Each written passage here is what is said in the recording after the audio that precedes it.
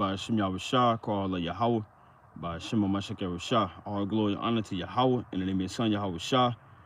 Peace and blessings to the lost sheep, the house of Israel, the so-called blacks, Hispanics, the Native Americans, in the land of the living, the four corners of the earth, striving and enduring. All praises, glory, and honor to Yahweh, in the name of His Son Yahushua. Yahweh, who the world understands as God, in the Paleo Hebrew, in the name of His Son Yahushua. Jesus the Christ, as the world understands. Fisherman of Zion, back with another video through the Spirit and power of Yahushua. Don't count this as a light thing to do. All glory and honor to Yahweh, in the name of His Son Yahushua. Lord willing, you enduring. And if you keeping the Feast of Tabernacles, Lord willing, you enduring and keeping it in the right mind and the right spirit to the best of your ability. Even though some have already kept it, according to the calendar that we follow, we keeping it now through the Spirit of power of Yahushua. So we're gonna open up. I'm not trying to be before you too long, but we're gonna open up through the Spirit of power of Yahushua with a quick precept. Shalom to the so-called blacks, Hispanics, and Native Americans, the saints, Israelites. Shalom. This is the book of Psalms, chapter 122. I'm gonna start at verse 1, Psalms 122, and it reads, I was glad when they said unto me, let us go into the house of the Lord. So all praise to the Most High that we are able to see another day in the land of living, another day in His truth, knowing our nationality, our heritage, laws, statutes, commandments that He bestowed upon His saints, the Israelites. All glory and honor to the Most High for another Feast of Tabernacles, which this is a beautiful time to be dwelling in a tent, you know, which it has a very spiritual meaning behind it. It has a deeper meaning besides just being in the tent outside and the elements and things like that. So before we get into it, I'm gonna read this in Leviticus real quick. But the title is, you don't fear the Lord. That's your main problem. Even though we all got problems, everybody got problems, you know. But one problem that we don't want to have is to not fearing the Lord, meaning to not honor and respect and reverence the Lord. So just getting a quick precept on tabernacles. This is Leviticus chapter 23 and verse 33, and it reads, and the Lord spake unto Moses, saying, speak unto the children of Israel, saying, the 15th day of this seventh month shall be the Feast of Tabernacles for 7 days unto the Lord. On the first day shall be an holy convocation. Ye shall do no servile work therein. 7 days ye shall offer an offering made by fire unto the Lord. On the 8th day shall be an holy convocation unto you, and ye shall offer an offering made by fire unto the Lord. It is a solemn assembly, and ye shall do no servile work therein. So as we read down, these are the feasts of the Lord. These is commandments that is given, that came from the Most High, that was given to Moses to give to the Israelites when they came out of the wilderness. So before we touch on the tabernacles, you know, we're going to open up with this quick precept through the Spirit, because the Lord commanded that we remember certain things. This is Isaiah chapter 46, book of Isaiah chapter 46, and I'm going to start at Isaiah chapter 46, and I'm going to start at verse 9, and it reads, remember the former things of old, for I am God, and there is none else. I am God, and there is none like me.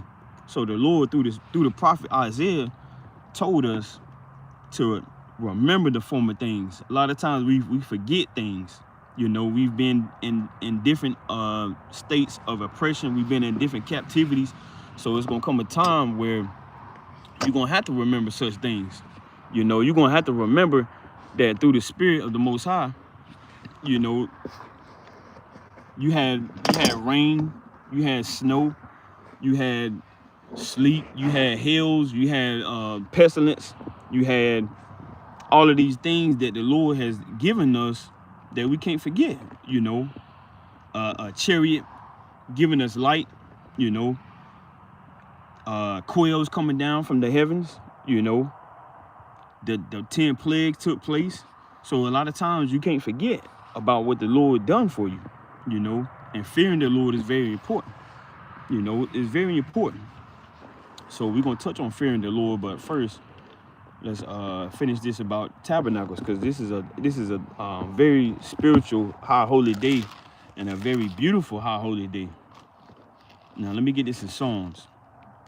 Let me get this in Psalm chapter 50 real quick.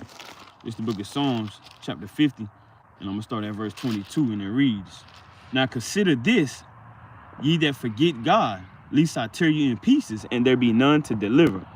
So you can forget the Lord and start turning to other idols, start turning to other things that you're gonna look for hope, you know.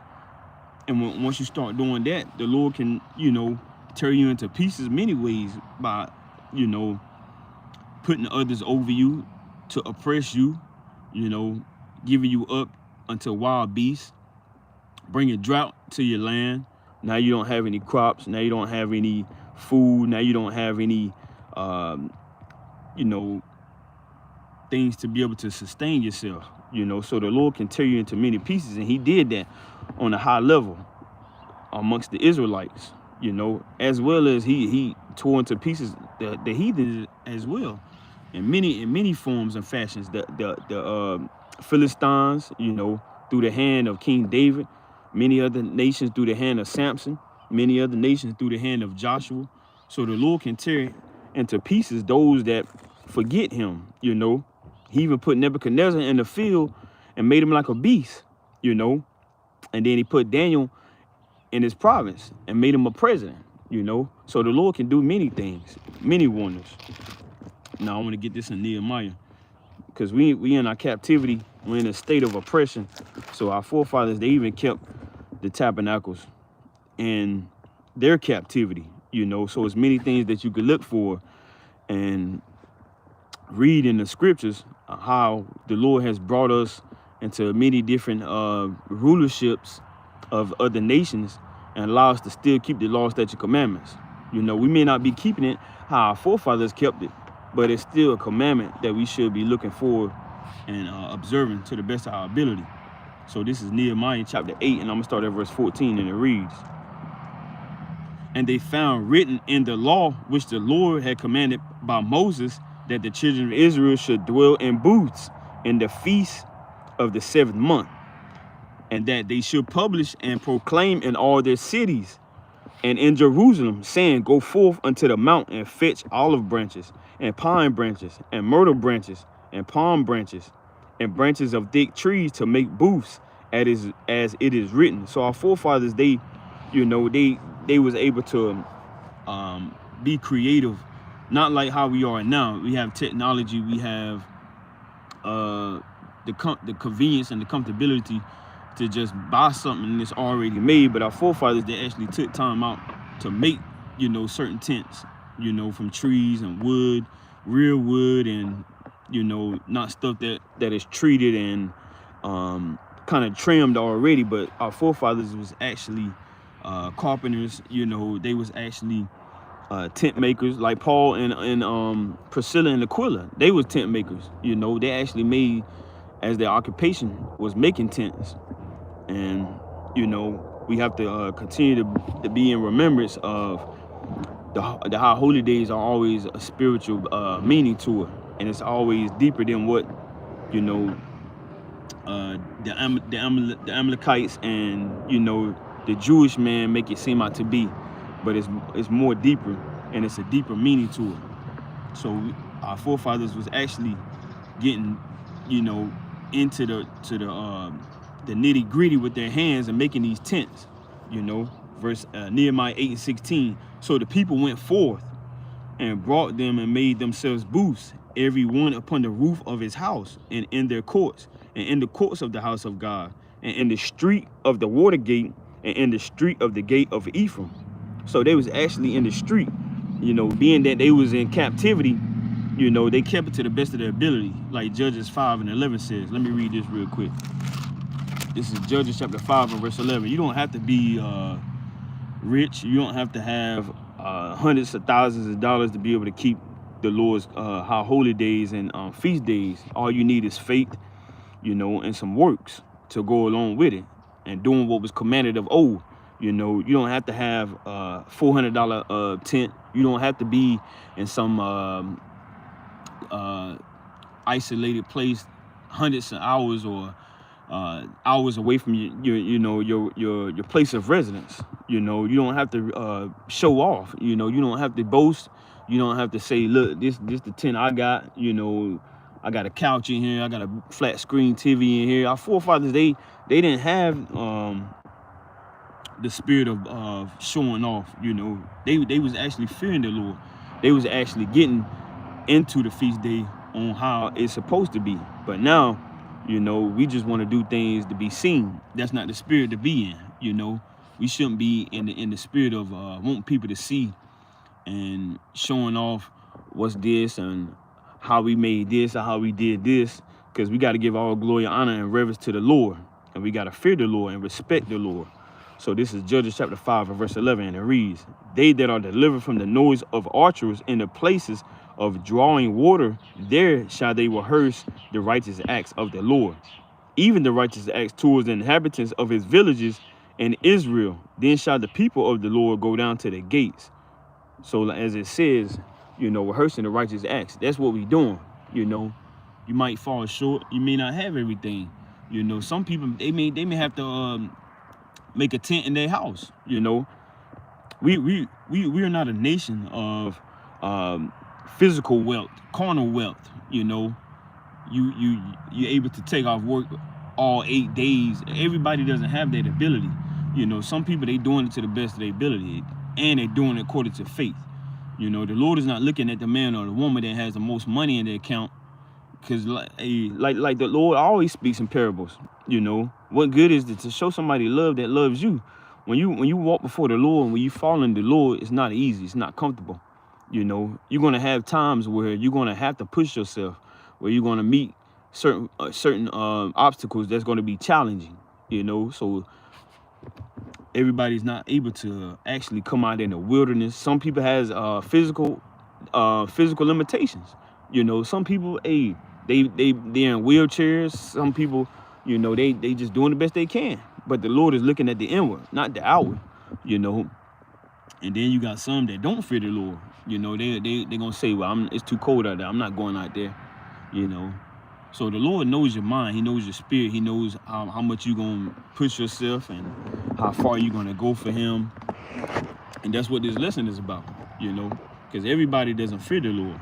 They want to do what they want to do, you know. And I would tell my wife last night, you know, I was saying we fools for the Most High. You know, we got our little ones out here that's cold. Hey, it get cold out here, you know. But hey, we doing it because the Lord told us to do it. And because we love the Lord and we honor the Lord and we respect the Lord, you know, and we fear the Lord, not because we want to be seen. You know, a lot of times we don't pull out the cameras, man. It's certain things that you shouldn't show, you know, because hey, the angels are there. Certain things you shouldn't just be recording, man. You know, everybody shouldn't always have to know where you are, what you're doing. You know, just know the angels are there. Just know the Most High is there. He see you. He watch. You know. But a lot of people, they want to be pleasers of men. They want to be seen of men, you know, and they want to seem mighty and they want to seem righteous, you know. But just do it to the best of your ability with faith. So we rehearsing the righteous acts, you know.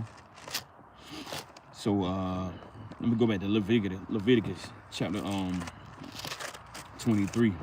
Leviticus chapter 23, and I'm gonna start at verse. I'm gonna start back at verse 39. And these are offerings. As you read it, it says offerings. Of course, we don't have a Levitical priesthood, you know, but the Lord, he's our priest. And we giving offerings by our faith, by striving to push ourselves to keep these commandments and believing on every word the Lord spoke and allowed to be spoken through his servants, through the prophets, through the apostles.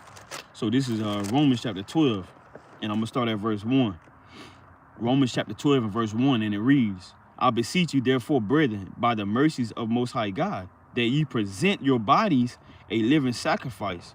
So we're offering up sacrifices and offerings now by the way of our mind, believing on the Lord, every word that he says, you know, casting off the old man. If you're a woman, casting off that old woman, you know, not giving into lust, not giving into coveting, you know, not giving into drunkenness, not giving into false doctrines, you know, philosophies of men, of wicked men, you know, but actually, you know, allowing our bodies to be this living sacrifice, trusting the Lord, even though we can't see it. We don't know how we're gonna make it.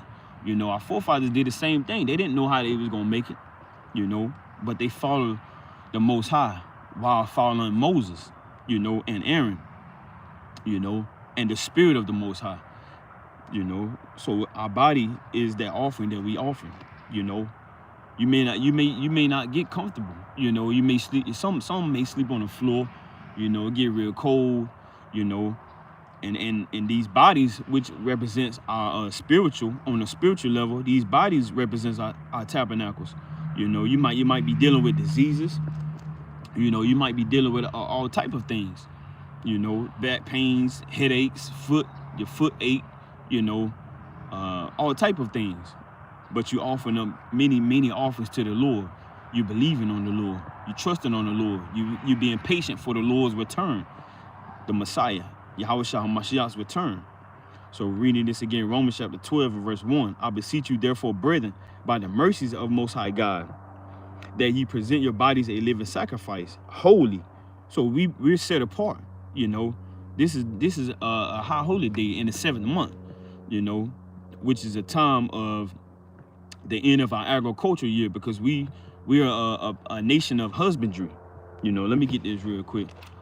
We came from a background of having stocks and having animals and planting and tilling the ground and things like that. This is Ecclesiasticus in the Apocrypha.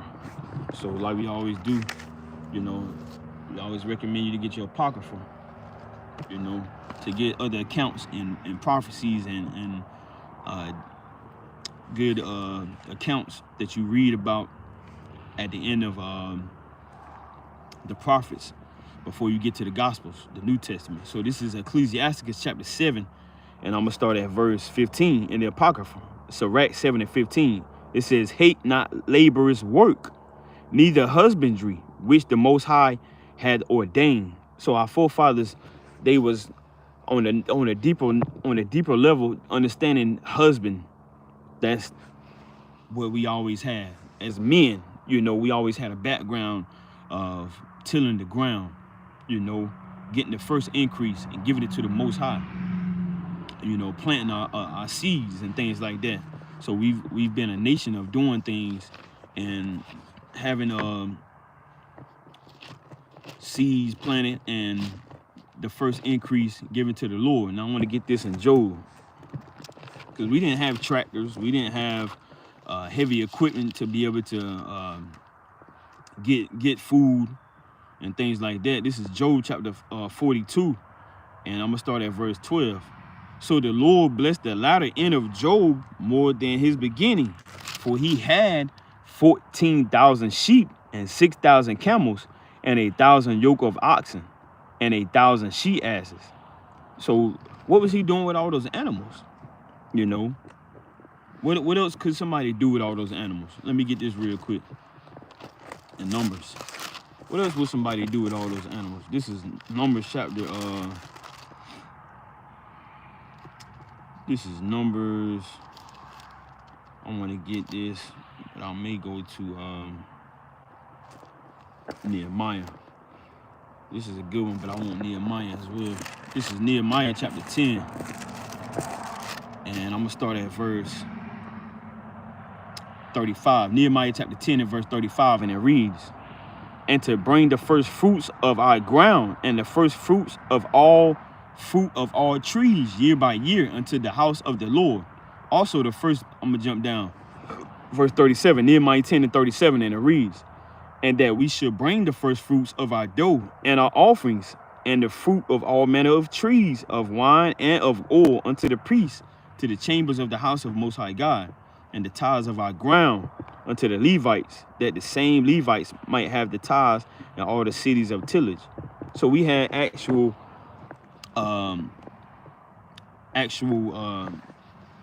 what's the word I want to use? Actual standings to be able to do what we needed to do for our crops, and giving them to the Most High, as well as taking care of our households and things like that. Because our forefathers, they wasn't lazy, you know. Now we got a background of people saying so-called black people, Israelites, so-called Hispanics, so-called Native Americans are lazy, you know. Even though, you know, you always hear about an Aztec or a Mayan always working hard, but we've come from a background of very hard working and getting our hands dirty in the ground. This is Genesis chapter 30, and I'm gonna start at verse 30, and it reads, I'm gonna start at verse 29. It's like I'm gonna start at verse 28. Genesis chapter 30 and verse 28, and it reads, and he said, appoint me thy wages, and I will give it. And he said unto him, thou knowest how I have served thee, and how thy cattle was with me. This is Jacob talking to his father-in-law. For it was little which thou hast before I came, and it is now increased unto a multitude, and the Lord Yahweh hath blessed thee since my coming. And now, when I shall provide for my own house also. And he said, what shall I give thee? And Jacob said, thou shalt not give me anything. If thou wilt do this thing for me, I will again feed and keep thy flock. You see that? So we had the ability to be able to make ends meet, and if we didn't, you know, we would have a drought. You know, we would have people starving. You know, so this is a spiritual time to understand what the Lord did for us, and our earthly tabernacles on a deeper level, as well as the law that was commanded to be kept from the Most High. I'm gonna go back to Leviticus real quick and finish this out. Leviticus chapter 23. This is the book of Leviticus chapter 23, and starting back at verse 39. Leviticus 23 and 39. Also on the 15th day of the 7th month, when ye have gathered in the fruit of the land. So this is a gathering in the fruit. And the Lord, you can read many accounts how the Lord is going to gather and bring in those fruits. So we have to bring forth fruits as well on a spiritual level. So what the Lord can bring into his barns, you know. Now I want to get real quick, I want to get a quick precept. I'm not trying to go off track too much, just trying to keep it simple. This is Isaiah chapter 26 and verse 20, and it reads, come, my people, enter thou into thy chambers, and shut thy doors about thee. Hide thyself as it were for a little moment, until the indignation be overpassed. So the Lord on many spiritual levels will bring forth those that's doing the righteousness of his instructions and keeping the righteousness of his instructions. So the Lord is going to preserve them. And many things, like when you sow something in the ground, many things don't always bring up good fruit, a good seed. You know, a good seed being planted doesn't always mean it's going to bring forth things like herbs or whatever you think of when you plant something on a spiritual level, as well as the Most High. He's going to cut certain things off in these last days when he makes his return. So those that are wicked, those that are not growing, those that are not keeping faith, those that are not loving, those that are not being patient, you know. And so you can read about many things in the scriptures in reference to tabernacles on the earthly level, with the trees and the wine and the meats of the ground and the fruit of the ground, as well as a spiritual level, going into how we're bringing forth fruits unto the Most High, and how our body is the tabernacle, and how we're supposed to have his spirit in us on many levels. Now reading down Leviticus 20, 23 and 40. So like skipped over this. Ye shall, Leviticus 23 and 39. Also in the 5th day of the 7th month, when ye have gathered in the fruit of the land, ye shall keep a feast unto the Lord 7 days. On the 1st day shall be a Sabbath, and on the 8th day shall be a Sabbath. And ye shall take you of the 1st day the boughs of goodly trees, branches of palm trees, and the boughs of thick trees, and willows of the brook, and ye shall rejoice before the Lord your God 7 days, and ye shall keep it a feast unto the Lord 7 days in the year. It shall be a statute forever in your generations. Ye shall celebrate it in the 7th month. Ye shall dwell in booths 7 days. All that are Israelites born shall dwell in booths. So if you know through the spirit and the power of the Most High, the ability which you have to rethink yourself and count back, if you know you're an Israelite, you should be in the spirit of keeping tabernacles, as is commanded. Verse 43. Leviticus 23 and 43, that your generations may know that I made the children of Israel to dwell in booths when I brought them out of the land of Egypt. I am the Lord, your most high God. And Moses declared unto the children of Israel the feast of the Lord. So this is a remembrance of how the Lord brought our forefathers out of Egypt. You know, and this is a you can't never get tired of talking about what went on in Egypt, because that's a very big thing in the eyes of our forefathers and the eyes of the Most High, because he made things happen on a level. Over 400 years took place, and the Lord show his mighty acts and wonders. Now, King David told us, let's get this in 1 Chronicles.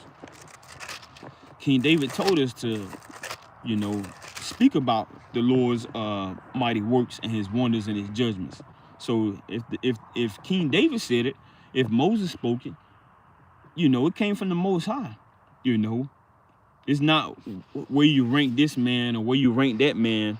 You know, the Lord allowed it to be spoken. So we have to continue to talk about it year by year. You know, because a lot of people, they fear their mama, or they fear their woman, or you know, they fear their bank account being in the negatives. You know, they fear somebody stealing their car. They fear, or they talk about all these things. They fear all of these things, and they talk about all of these things that they hold up on the high regards. But what the Lord did for the Israelites, the so-called blacks, Hispanics, and Native Americans in Egypt, you know, that goes hand in hand with a lot of the feast days, Passover, Tabernacles. You know, it goes hand in hand with a lot of things that the Lord has done, as well as a temporary thing, you know, because being in a tent, that's temporary, you know, and that was a temporary thing before it actually took place, and for the Lord allows us to go to the land of milk and honey, you know, as well as what's going to happen when the Lord gets ready to return, and the days that we're waiting for right now, you and I, you know. So, you know, Lord willing, you on a righteous level of waiting for the Lord to give us a better tabernacle, which can never die off, can never get sick again, can never bleed, can never fade away, you know, because we are all as leaves, you know, that are fading. You know, let me get this in Isaiah, because like the prophet Isaiah said, you know, we fade away. You know, your tent, on a physical level, on the carnal level, your tent can get a hole in it. Next thing you know, you start feeling something wet coming down. You know, trying to figure out why is your tent got a hole in it.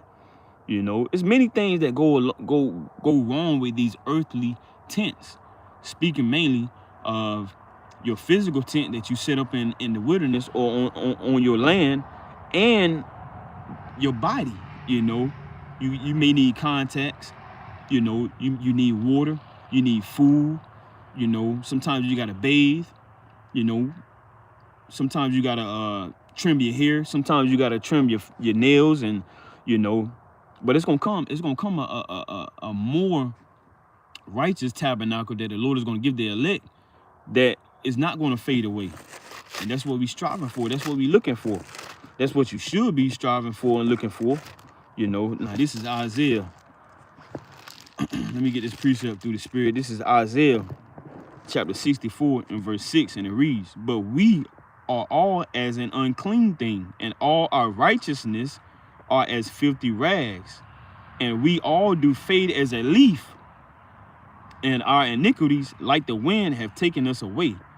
So we fade as a leaf. You know, many storms gonna come, you know, many tumultuous, you know, seasons are gonna come. Your faith is gonna get tried. Your tent, you know, gonna be shaking a little bit. You know, your body gonna break down. Your tent gonna break down. But most importantly, you know, regardless of what you deal with in the troubles that you face, and regardless of what iniquities you may have in your tent, you still got to strive. You know, you can't get tired of talking about the tabernacles. You can't get tired of cleaning your tabernacles.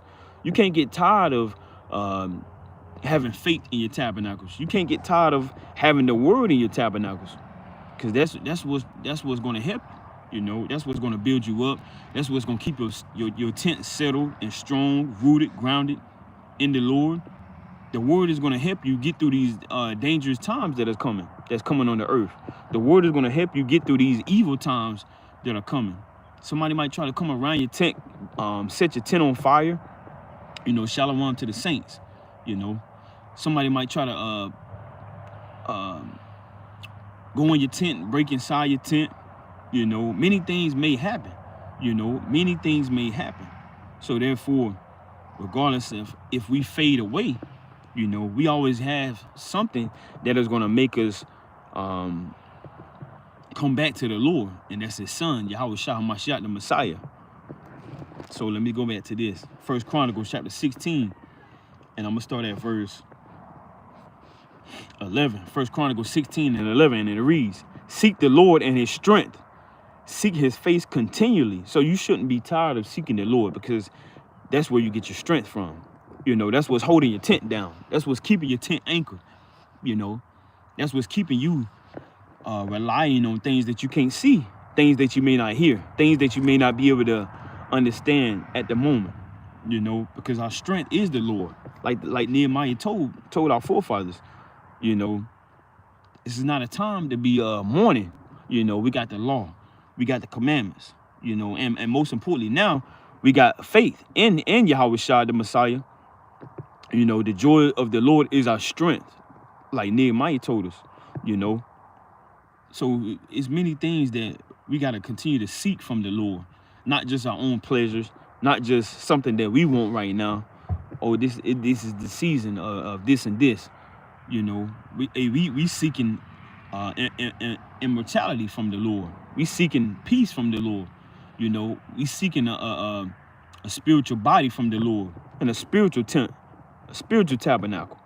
You know, that can't be rusted. It can't where moth, you know, and rust can decay it.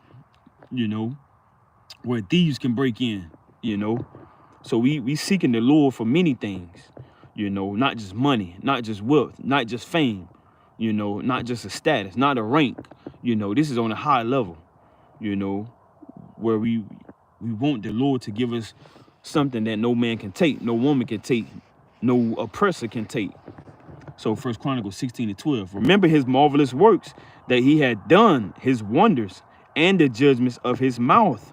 So this is a time to remember the Lord's works on what he did through the hand of Moses, through the hand of Aaron, through the hand of Joshua, through the hand of Nehemiah, you know, and many of our forefathers that stood stiffly for the word and for the Lord, you know. So we got to remember the Lord's works, you know, and continue to strive to remember that. Teach it to our children, you know, make sure it's sound and sealed and proclaimed in our households, amongst our wives, you know, amongst the congregations, amongst the leaders and the elders, amongst the young ones that's learning from us. So 13, 1 Chronicles 16 and 13. "O ye seed of Israel, his servant, ye children of Jacob, his chosen ones. He is the Lord our God. His judgments are in all the earth." So the Lord's judgment is in the earth. Even though we're keeping this holy day to the best of our ability, you got many things going on in the world, you know, that we always got to be mindful of, you know, and continue to keep our minds on, you know, all of the instructions that we ought to be striving for, versus how the wicked are striving for things in the world. So verse 15, 1 Chronicles 16 and 15. "Be ye mindful always of his covenant, the word which he commanded to 1,000 generations." So the Lord had a blueprint and a foundation laid out that we can't turn from. So I want to get this in 2 Maccabees, because our forefathers, they kept the tabernacles, even in a state of a nation was trying to cut us off. Even though you still have a heathenistic nation still trying to cut off the Israelites, we're still keeping the tabernacles, just like our forefathers have done. So I want to go to 2 Maccabees 10. This is 2 Maccabees chapter 10 through the Spirit. 2 Maccabees chapter 10, and I want to start at verse maybe 3. 2 Maccabees chapter 10 and verse 3, and it reads, "And having cleansed the temple, they made another altar, and striking stones, they took fire out of them, and offered a sacrifice after 2 years, and set forth incense and lights and showbread. When that was done, they fell flat down and besought the Lord that they might come no more into such troubles. But if they sinned any more against him, that he himself would chasten them with mercy, and that they might not be delivered unto the blasphemous and barbarous nations." Verse 5, 2 Maccabees in the Apocrypha, chapter 10, verse 5. "Now upon the same day that the strangers profaned the temple, on the very same day it was cleansed again, even the 25th day of the same month, which is Casselu. And they kept 8 days with gladness, as in the Feast of Tabernacles, remembering that not long afore they had held the Feast of Tabernacles, when as they wandered in the mountains and dens like beasts. Therefore they bare branches and fair boughs and palms also, and sang psalms unto him that had given them good success in cleansing his place. They ordained also by common statute and decree that every year those days should be kept of the whole nation of the Jews. And this was the end of Antiochus, called Epiphanes." So even in the midst of a wicked ruler, a Greek, a wicked kingdom that was set up and was overthrowing many, our forefathers still strive to keep the commandments of the Most High God. And that's what we got to continue to do through the Spirit. Now, on a deeper level, let me get this in Deuteronomy real quick. Deuteronomy chapter 16. Deuteronomy chapter 16, and I'm going to start at verse 15, and it reads. I'm going to start at verse 14. So like verse 13, Deuteronomy 16 and 13.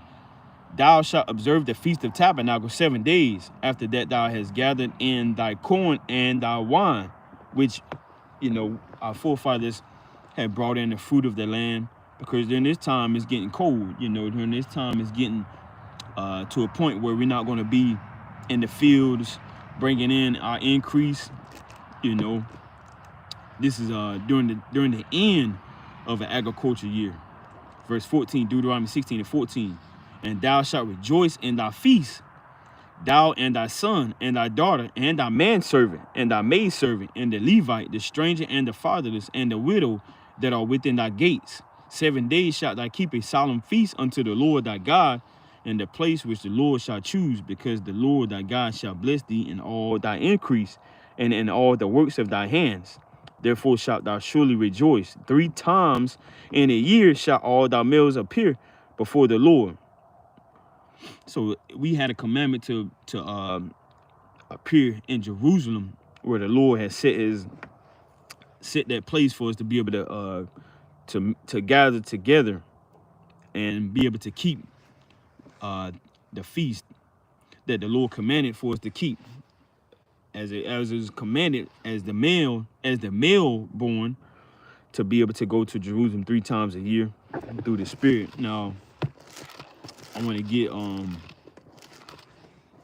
this real quick. This is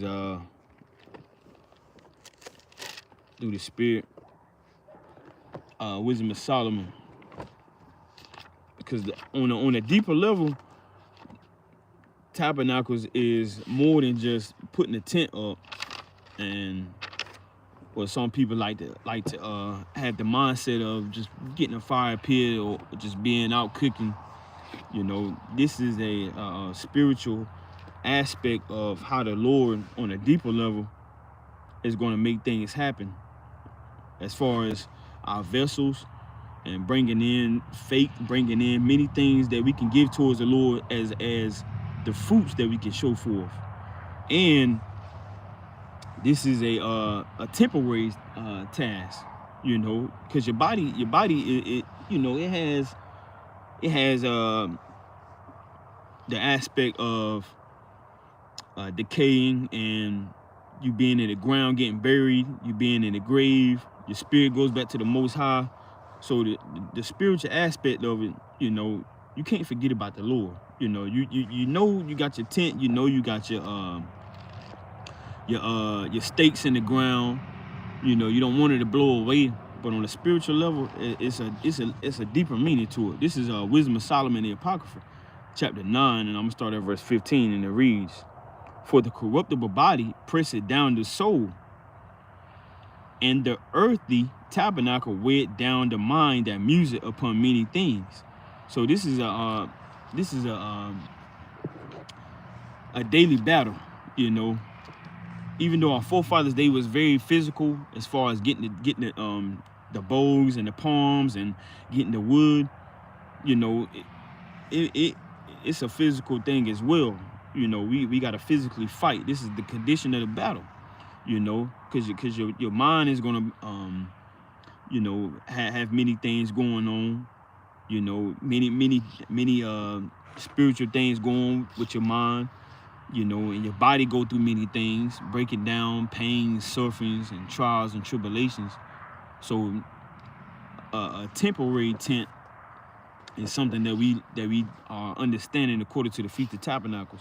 But the Lord is coming to give us a body that is not going to be broken down, Lord willing, more so towards the elect as well. So let me get another one real quick.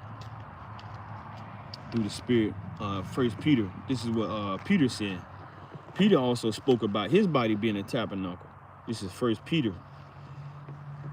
And this is a very spiritual time to be able to revisit certain accounts that we normally wouldn't touch on through these 8 days. Because this isn't a one-day feast. This is 8 days. You know, so there's many things you can read about and many accounts you can revisit that you may not read about or touch on a lot. So this is 1 Peter chapter 1, and I'm gonna start at verse 13, and it reads, "Wherefore," 1 Peter chapter 1 and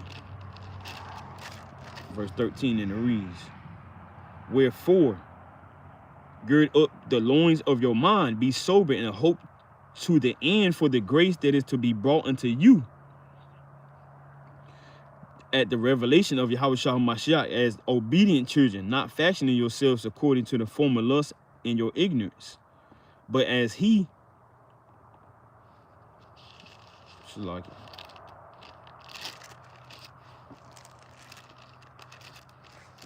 me get this real quick.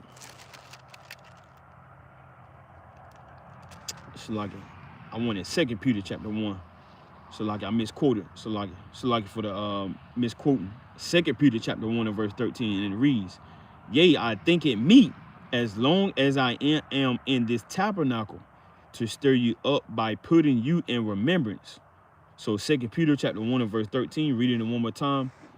"Yea, I think it meet, as long as I am in this tabernacle, to stir you up by putting you in remembrance." So we use our tabernacle, our body, to do the work of the Lord, to exhort, to prophesy, to teach, to love our wives, our children, you know, to abstain from folly and madness in this world, to abstain from wickedness, you know, to not defile ourselves.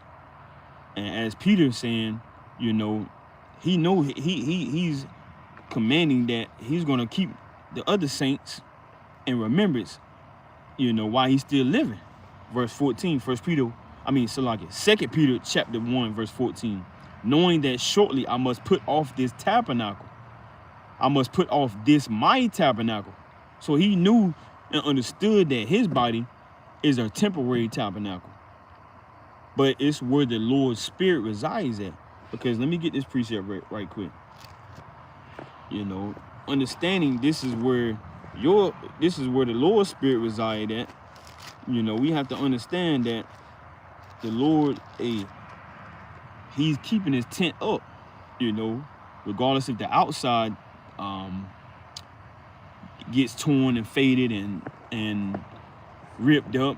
The inside is really what matters, you know. So it really doesn't matter what the outside of the tent look like, or how big your tent may be, how tall you are, you know, if you're dark skinned or if you're lighter, you know. But it's really about the inside. Do you really have faith? Do you really believe? Do you really trust in the Lord? You know, do you really love your brothers and your sisters? Do you really care, you know, for the nation? Do you really want the nation to be healed? You know, do you really want to help out the poor, you know, those that's destitute, you know? Because you can look like on the outside Israelite, or you can look like you're sincere and honest, but what is the inside? You know, what's going on the inside?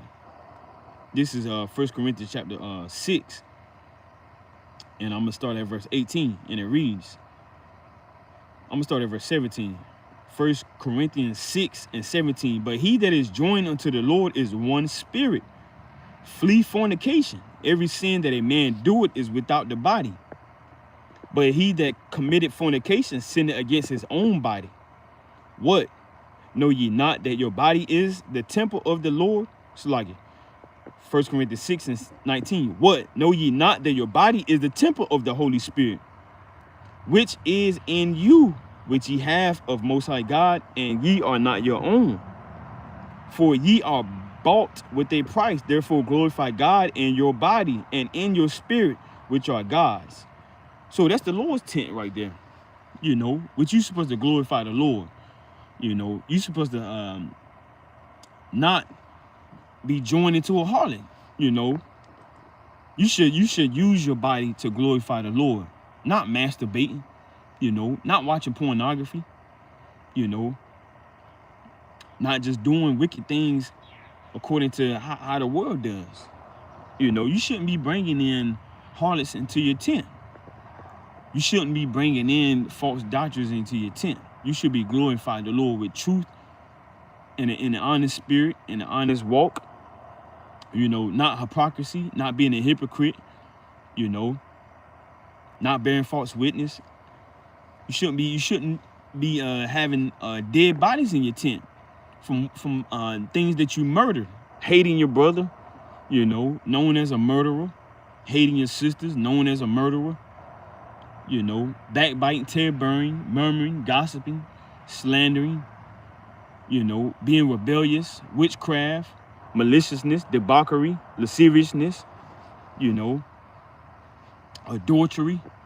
You know, you got other men's wives in your tent, you know. And a woman, you know, dealing with multiple men. You got many men in your tent as a woman, you know. So these are things, you know, that you have to make sure that you understand and you're examining. Because this is a temporary thing, which you're looking for a long-term thing that the Lord is going to come with. But he's going to come with it unto those that's striving, and those that are striving for righteousness, that is standing up for righteousness on a deeper level. So speeding it up, I didn't want to take this long. You know, you got to understand that, you know, if you don't fear the Lord, that's going to be your biggest problem. You know, because our forefathers, they feared the Lord. You know, so Lord willing, you understood and understand the aspect of tabernacles. You know, but before we get into another part of the lesson, I want to get this in Proverbs, because your spirit, you know, has the ability to be taken away from you. The Lord can do whatever he wants with your spirit, you know. And if your spirit is wicked, you know, then the Lord, he's going to allow things on the left-hand side to be dealt with. And if your spirit is righteousness towards whatever the Lord has in that tent, that earthly tabernacle, things is going to be done on the righteous side. So this is Proverbs chapter 20. And I want to start at 27. Proverbs chapter 20 and verse 27. And it reads, the spirit of man is the candle of the Lord, So let's read it one more time. Proverbs 20 and 27. The spirit of man is the candle of the Lord, searching all the inward parts of the belly. So this is an inward thing. What's inside, you know?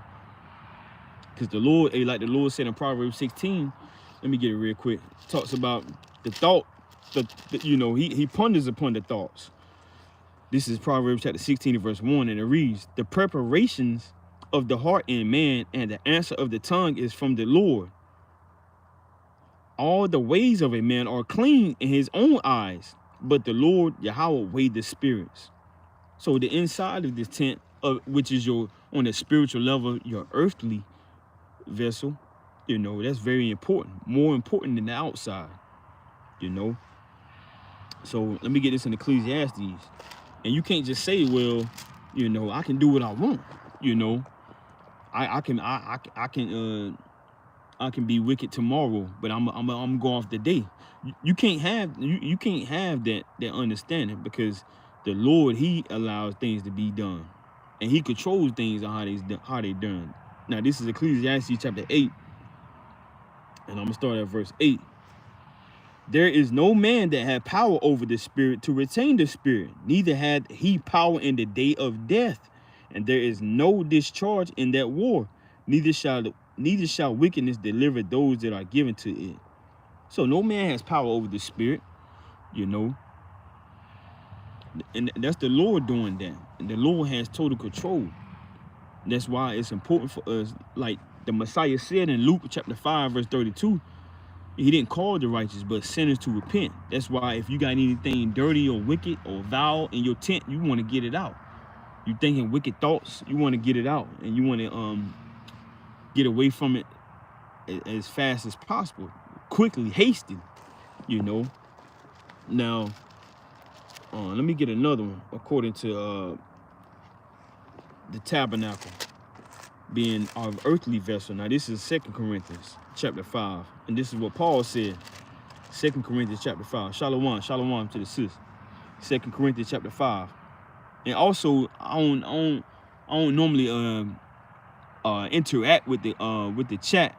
I have a different device, my old device. That's what I used to have. So normally when y'all see me doing videos, I normally don't interact with the chat. And I remember a couple videos back, somebody had came on the comment board saying we don't interact with the chat, you know, but through the spirit, Lord willing, y'all are in the spirit of striving for righteousness, and we do read the chat. So public service announcement, you know, we understand that certain brothers have a mind to stay on track and to stay on task, you know. Some things it may not be expedient at that moment to speak on everything everybody put in the chat. So, you know, just be mindful of that, you know, because we you know, we are in the process of you know, doing different things to be able to help interact with the chat and those that comes in on the videos.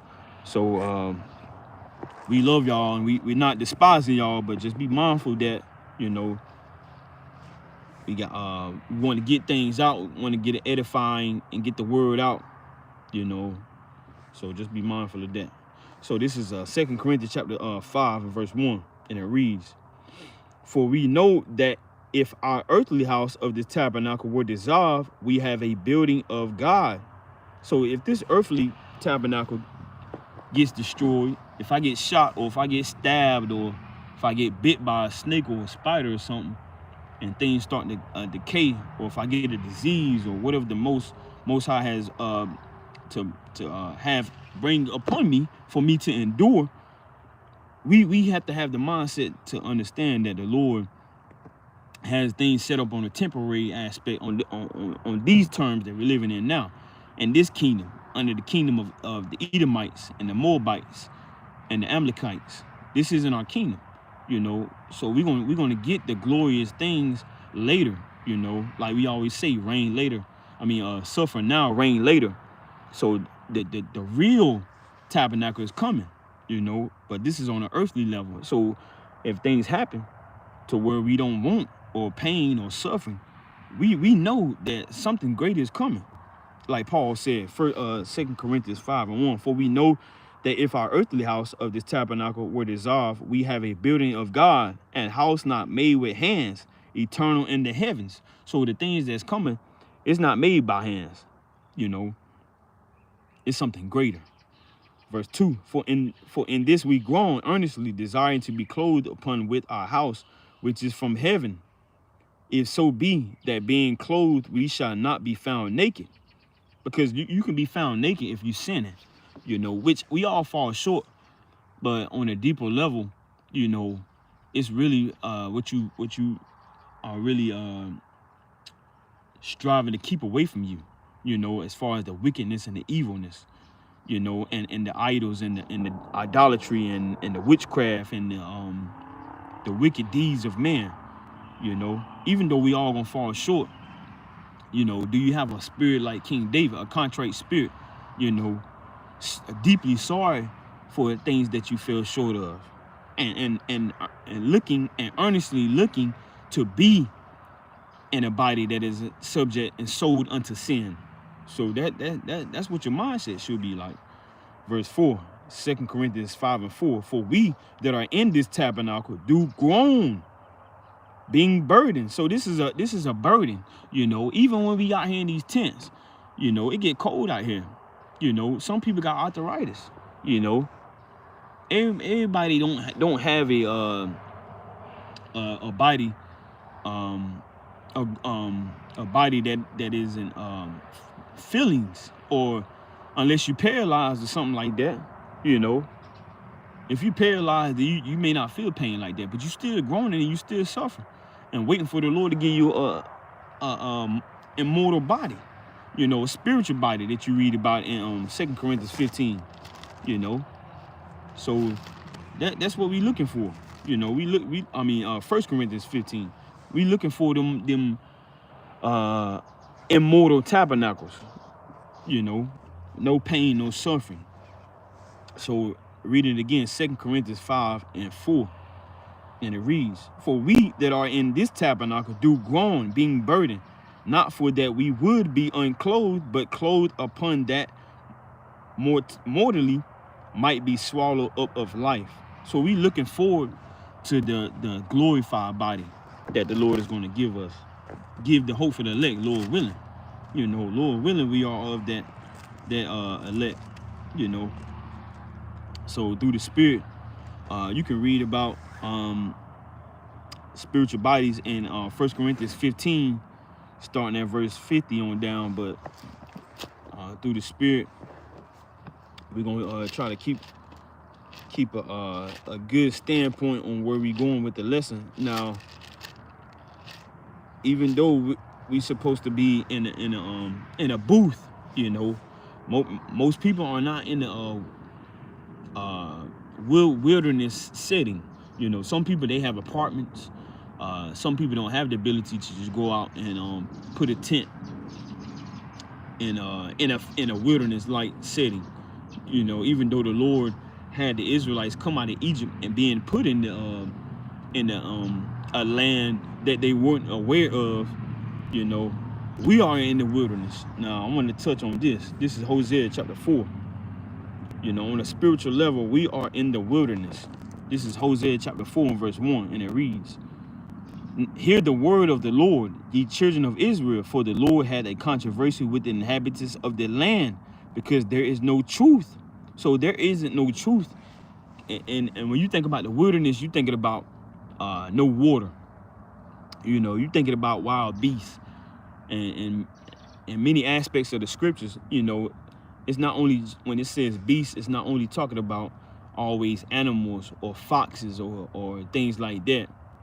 You know, that can go into the nations. You know, understanding that when the word says a beast, a lot of times it could be talking about a nation of wicked rulers, you know, and things like that. On another scale, Lord willing, we'll put a precept, but just finishing this out.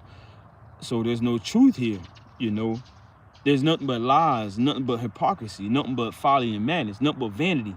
You know, nobody is telling the so-called Negro man or woman, Hispanic, Native American, Aztec, Mayan, or Seminole indigenous that they're the Israelites. You know, they're saying we're nothing. They're saying we're you know, colored. They're saying we're Africans. They're saying we're Afro-Americans. They're saying all of these things besides the truth. You know, so this is a wilderness. This is a land that is dry and it has a drought. So it says there is no truth nor mercy. You know, you getting killed for no reason. You know, and then they come out with a statement saying we mistook him for a different man.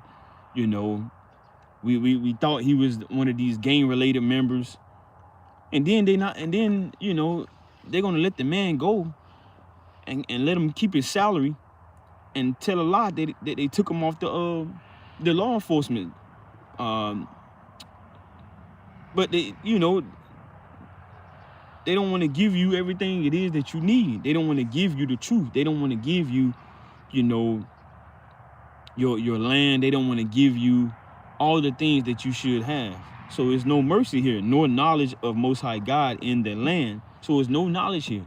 You know, they're not telling nobody that, you know, the men of the Bible is really the Negroes. Really, you know, as far as King David, Nehemiah, the Jews, the real Jews, they're not telling that, you know. So therefore, you know we in the wilderness. You know, now let me get Isaiah real quick. You know we in the wilderness.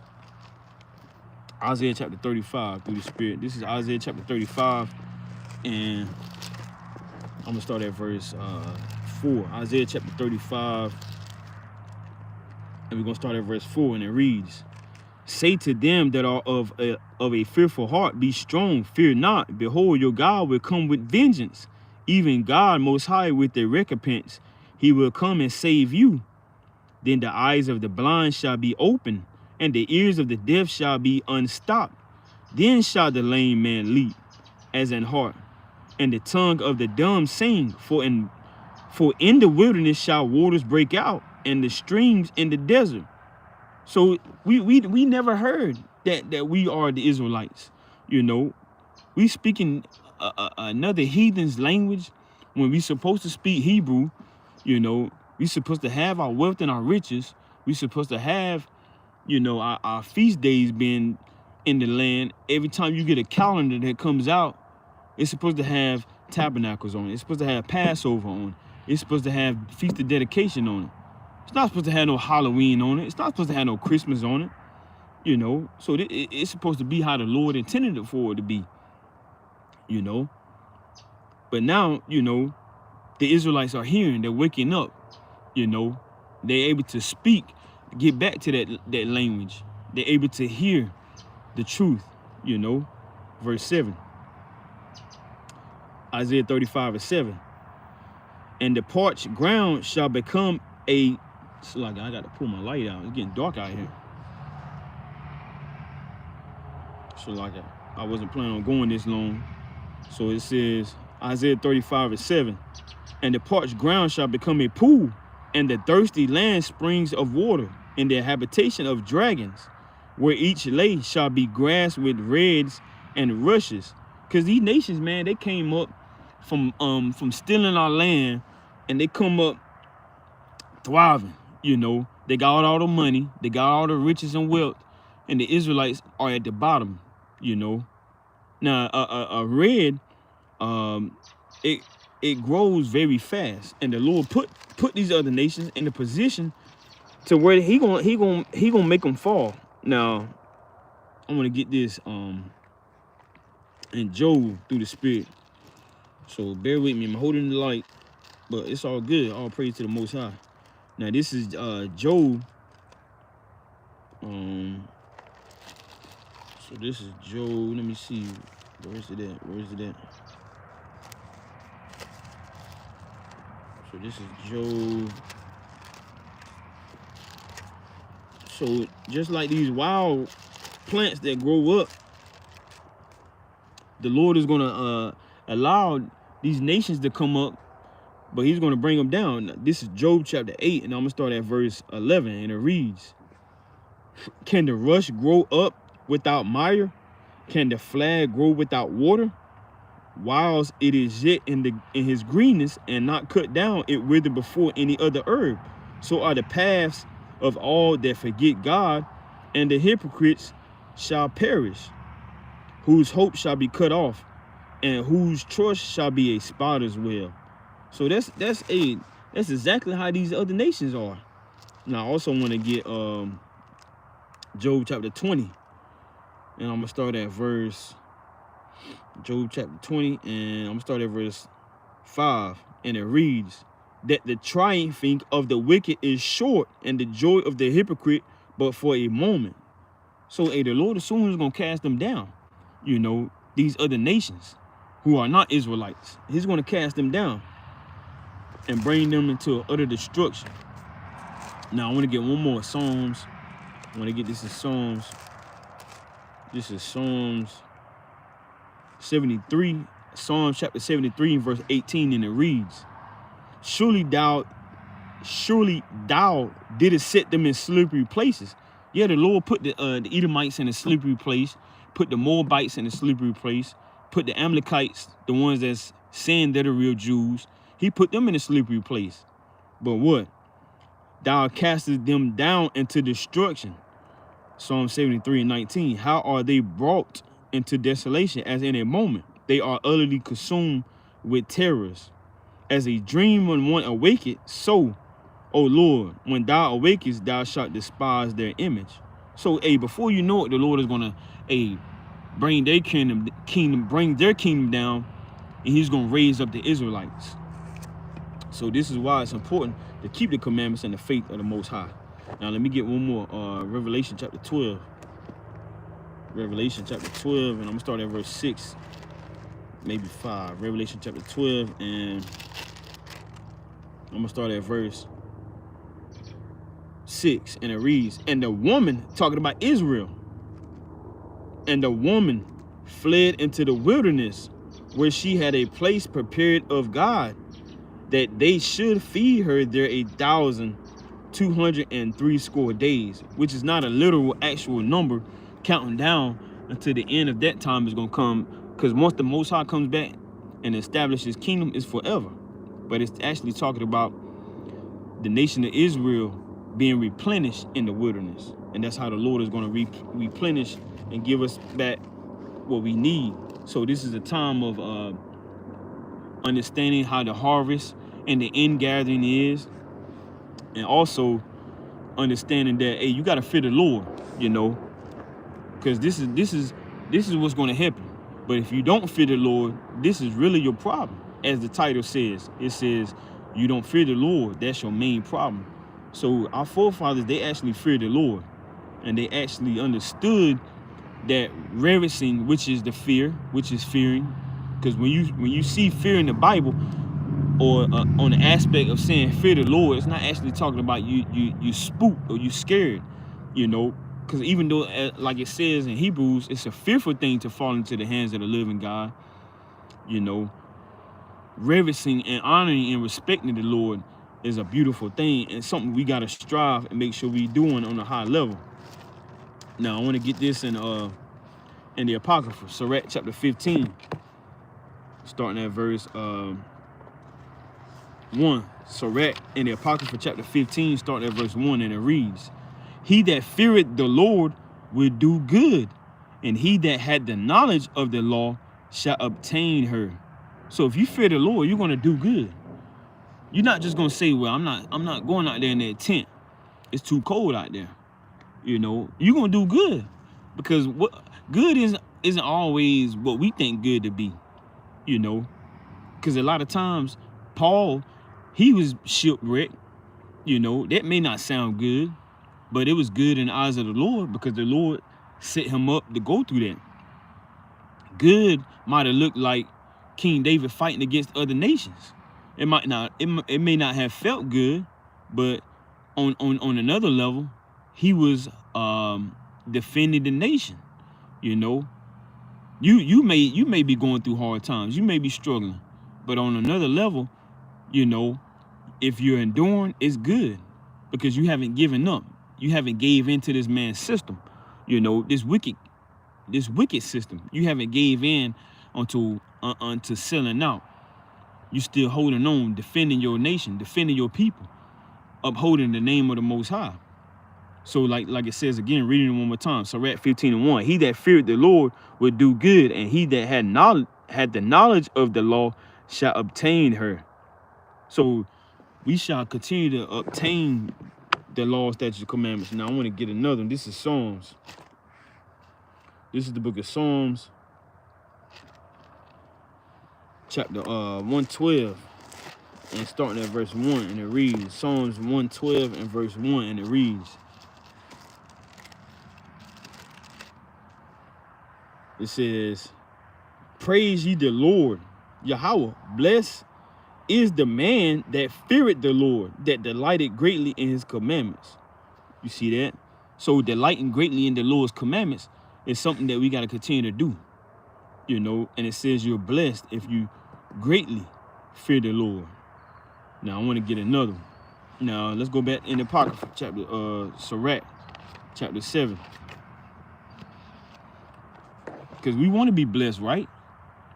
You know, our children, you know, our family members, you know, the nation of Israel. This is Sirach chapter 7. And I'm going to start at verse 29, and it reads, Ecclesiasticus chapter 7 and verse 29. It says, fear the Lord. Sirach 7 and 29. Fear the Lord with all thy soul, and reverence his priests. So respect the Lord with all your soul. Because a lot of people, they want to respect they boss man, you know, they want to respect you know, their co-workers. They want to respect, you know, their spouse. But hey, what about the Lord? Are you respecting the Lord? Are you honoring the Lord? You know, things, because a lot of people, they just because they can't see the Lord, they forgetting such things. They done forgot about tabernacles. They done forgot about Passover. You know, they done forgot about all of the instructions that the Lord told us to do. And anything they see and touch, like a idol, now they're reverencing their idol. Where's your faith at? You ain't always gonna see or touch something. Where's your faith at? You know, where's your hope at? You know, you see your woman, and you respect your woman more than you respect the Lord. You know, you spending more time with your woman than you are with the Lord. You don't forgot about the Lord. You know, you see your co-workers all the time. You bringing them food to work. You know, you let them get that parking spot. You know, but what about the Most High? What about the Creator of the heavens and earth? Why you not reverencing Him? Why you don't fear Him? Your mama, my mama used to say something back in the day. Used to have me shaking and trembling. But now that I know the Lord, all praise to the Most High, I'm gonna put the Lord first. And if I don't, I should be trembling. I should be shaking. You know. You should know. You fear losing your job. You fear losing your house. You fear losing your car. But what about if the Lord actually was going to take your spirit? Now let me get this real quick. This is I'm gonna get this real quick. This is Job chapter 28. And then I'm gonna get precept in Exodus. Get a count real quick. This is Job chapter 28. Job chapter 28, and I'm gonna start at verse 28, and it reads, and unto man he said, behold, the fear of the Lord, that is wisdom, and to depart from evil is understanding. So when we fear the Lord, that's actually us growing and increasing in wisdom. Now let's go to Exodus. Let's see something that was very important that happened to our forefathers. This is Exodus chapter 20, and I'm gonna start at verse 18, and it reads, Exodus chapter 20 and verse 18, and it reads, and all the people saw the thunderings and the lightnings and the noise of the trumpet and the mountain smoking, and when the people saw it, they were moved and stood afar off, and they said unto Moses, speak thou with us, and we will hear. But let not God Most High speak with us, lest we die. At one point in time, the Lord was showing us miracles. you know, showing us things we never ever seen as a nation, showing us things not too many others have saw. And it was a point that we wanted to listen to a righteous prophet. We wanted to listen to somebody else instead of getting destroyed and consumed by the Most High God. But now what's going on? Now you got many people that don't want to watch the videos. They don't want to stop at camp. You got many brothers and many different congregations all over the face of the earth, you know, trying to bring you back to the Lord, you know, risking their lives, sacrificing their bodies, you know, standing out there in the elements all through the summer and all through the winter, you know, as long as the Lord have mercy and grace on all of those that's doing so. But now nobody wants to listen no more. Now nobody wants to keep the commandments. Now nobody wants to keep the tabernacles, keep Passover. You know, they just want to do what everybody else is doing in the world. You know, but it's gonna come back. It's gonna come a time when it's gonna be many things going on the earth when somebody is gonna want to look towards a mediator like they once did Moses. You know, they gonna want to listen to another man that's speaking the truth of the Bible like they once did in this context right here. Exodus 20:19, and they said unto Moses, speak thou with us, and we will hear, but let not God speak with us, lest we die. And Moses said unto the people, fear not, for Most High God has come to prove you, and that his fear may be before your faces, that ye sin not. So the Lord is proving us. The Lord is trying us. All type of death around us, tornadoes, all type of sorcery, witchcraft, all type of wickedness around us, and the Lord is proving and trying each and every one. And there's going to come a time when he's going to continue to do that on a higher level. And it ain't going to be no Moses to be able to go behalf on us, to be able to be that mediator. So, you got to be mindful of that. You know, you got to be mindful of that. So through the Spirit, Lord willing, you enduring. Let me get maybe two more, maybe 2 or 3 more precepts. Hebrews. This is the book of Hebrews, chapter 12. This is Hebrews chapter 12, and I'm gonna start at verse 9, and it reads. Hebrews chapter 12 and verse 9, and it reads, furthermore, we have had fathers of our flesh which corrected us, and we gave them reverence. So in the ancient time, we gave reverence to our forefathers. You know, now you got many that are dishonoring their fathers, talking bad, killing, beating up their fathers. You know, we used to reverence our fathers. You know, furthermore, we have had fathers of our flesh which corrected us, and we gave them reverence. Shall we not much rather be in subjection unto the Father of spirits and live? So the Most High, he can take this spirit away from us. Our fathers, they didn't have the ability to do that, but the Most High, he got the ability to do that. You know, he can take our spirit away from us. He can allow our mind to be corrupted. There's many things the Lord can do. You know. Now let me get this in Matthew real quick. Let me get a precept in Matthew. This is the book of Matthew chapter 10. Matthew chapter 10. So why wouldn't you want to fear somebody that got total control of your body and your spirit? This is Matthew chapter 10. I'm going to start at verse 28. And it reads, and fear not them which kill the body, but are not able to kill the soul, but rather fear him which is able to destroy both soul and body in hell. So the Most High, he can jam up your body and your soul, you know. So we gotta respect and honor the Most High on a higher level than we've been doing. So let me go back to Hebrews real quick. Hebrews chapter 12, and I'm gonna go down to verse 29. Hebrews chapter 12 and 28. Hebrews chapter 12 and verse 28, and it reads, wherefore, we receiving a kingdom which cannot be moved. But it says, be moved, let us have grace, whereby we may serve God acceptably with reverence and godly fear. So let me read this one more time. Hebrews chapter 12 and verse 28. Wherefore, we receiving a kingdom which cannot be moved, let us have grace, whereby we may serve God acceptably with reverence and godly fear. For our Most High God is a consuming fire. So the most mighty